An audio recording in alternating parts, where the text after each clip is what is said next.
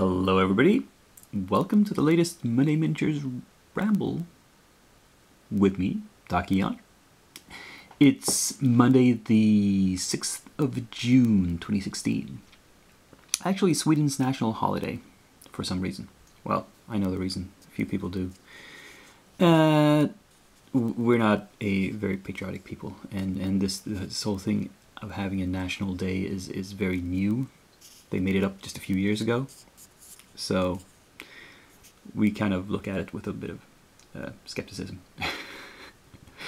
But it's a day off.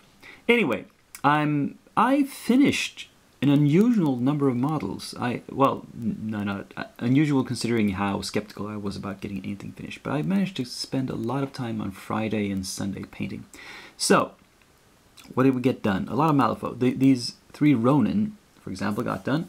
I only have a studio pick of one of them. It's this one. You can see I made it a bit lighter in coloration than the original, at least some parts of it. I don't have the studio pics of the others to hand, but they're... I was inspired by the studio paint jobs on these as well.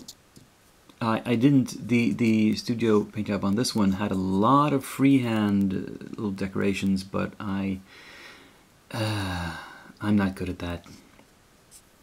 In total, these models are not my finest work. They're okay. I consider them to be kind of good tabletop quality. And, you know, better than average. But not super fantastic in any way. Partially because, well, anyway. Here's the Convict Gunslinger, which is pretty close to the original. In this picture, they've painted on some extra sort of straps on his pants, it looks like, but they're not there in the sculpt. So I'm not sure what they were working with there. I hope the scars turned out okay. It's difficult to tell. It depends a bit on the light, whether they look angry enough. I mean, and I wanted to make them redder and pinker than his skin tone. Hope that works. And here's Misdemeanor. Oh, wrong side. Which looks pretty much like their picture, except the eyes. The thing I'm least happy about in all these 5-minute minis is the eyes on her. I messed those up, and I spent a lot of time going back over them and trying to fix them. Eventually, I just gave up and said, nah, it isn't happening this time. On this miniature, I'm not gonna get this right. Sometimes that happens. It's something about the sculpt or the casting that is sort of fighting me and making it difficult for me, and eventually you just have to give up, because most people are not, well, almost nobody is going to look that closely at her to notice. Anyway, 5 models this week. That's, well, 5 more than I thought I would finish. So, good job, Takiyan. Good job. Let's see what's left to do. Well, I just watched that back and realized I sounded extremely stupid, because of course these are striped prison pants. They're not straps, they're black and yellow stripes. I totally missed that. Ugh, how could I miss that? Oh well. You know, I'm so happy with the distressed leather effect I got on these pants that I don't want to go back and change them. Well, if I ever paint this model again, I can get a second copy of it maybe somewhere. Or if I buy the new plastic ones, I'll paint the striped prison pants on them. I'm not going back and fixing this, I think. We'll see. Probably. Now looking at what's on the painting table still, we have here Bishop, Hans, Johann, Rustialis, and the Mysterious Effigy, all in similar stages of completion. Well, no, not the Mysterious Effigy. I got more done on him, actually. I've done, well, practically everything. The flowers are obviously not done at all yet, and the green is simply a base coat. But I think just about everything else is done. The blue robes underneath, the head, the sword, little wolf's head or whatever it is that's peeking out here at the bottom, the playing cards he's holding. Yeah, that's all done. It's the actual stems and leaves and flowers that's left. So he'll be done very soon. Anyway, on these 4 human figures, I've done the skin, the hair, and some metallics. So that's on the way. And behind them here you can see some others. Let's see if we can pan up in one shot and show you them. What's this? Well, I decided if I'm painting all these outcasts, I might as well make a proper crew out of them and not just have them as mercenaries. So these 2 here are an outcast master, the Victoria's, a strange dual kind of master, where Victoria of Ashes, this model, is the actual master, and she has her twin, Victoria of Blood, is technically a henchman, but 0 cost henchman. However, she can only be taken with the other Victoria. So you get 2 models for the price of 1, essentially. And that sort of leads to having points over so you can have another henchman. And the one most commonly associated with them is Taylor here. Taylor Hammerstrike. And finally, we have the Student of Conflict, which is the special totem for the Victorias.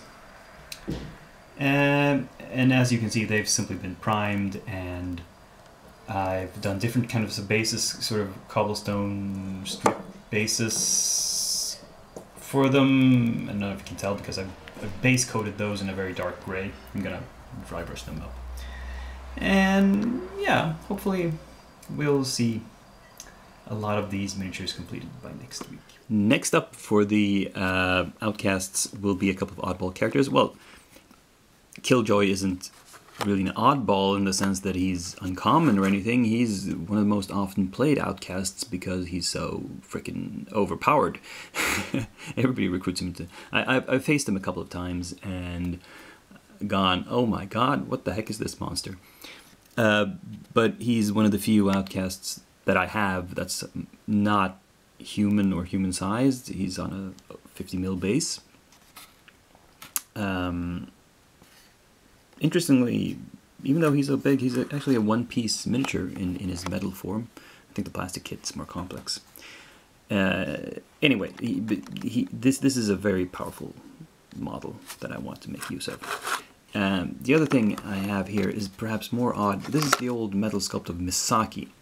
Now, Misaki in first edition used to be an outcast because there were no 10 Thunders yet, and a henchman. In second edition, she's a master in her own right and a sort of a mixed faction, both outcasts and 10 Thunders. However, looking at the plastic boxed kit for her, I don't actually like the plastic. The plastic sculpt for her is just a very, very weird pose that will be difficult to put together and paint. I like this one a lot better. It's more normal looking.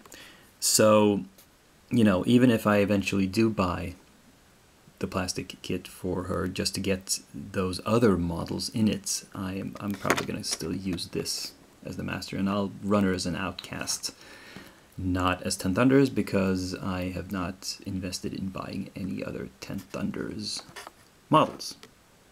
Well, except for a few that can be used for other stuff, like you've seen that the Dawn Serpent, which I painted up because it's a beast, and of course I like beasts playing Marcus. Anyway, these will get assembled and primed by next week.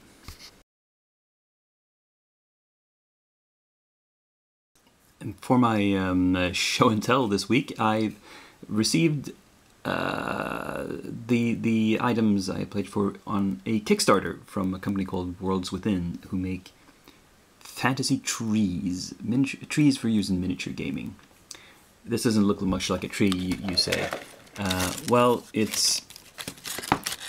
supposed to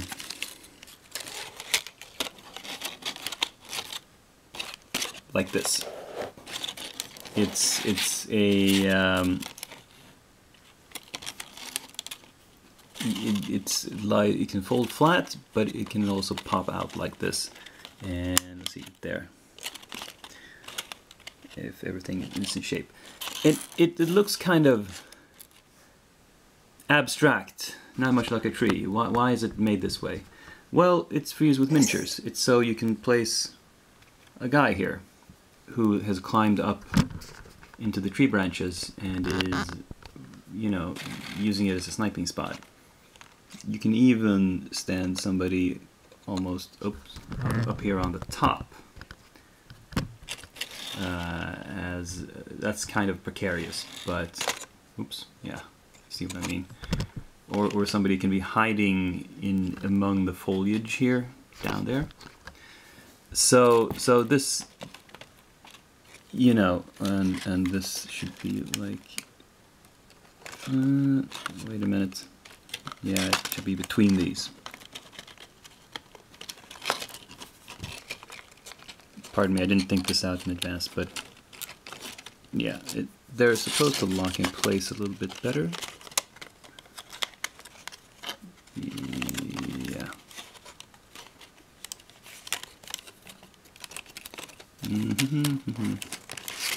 And sandwich between these. Yeah. That's the ticket. Anyway, like I said, they're intended for gaming, and they're supposed to be more practical than look good, and it's an interesting idea. If I ever run a scenario where, you know, verticality is a good idea, these could be useful. Anyway, that was what we had to look at this week.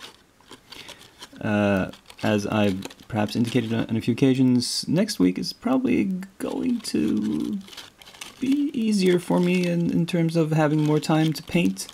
So more should get done. Check back next Monday, and we'll see if that prediction holds true. Till then, I'm Dakiyan, signing off.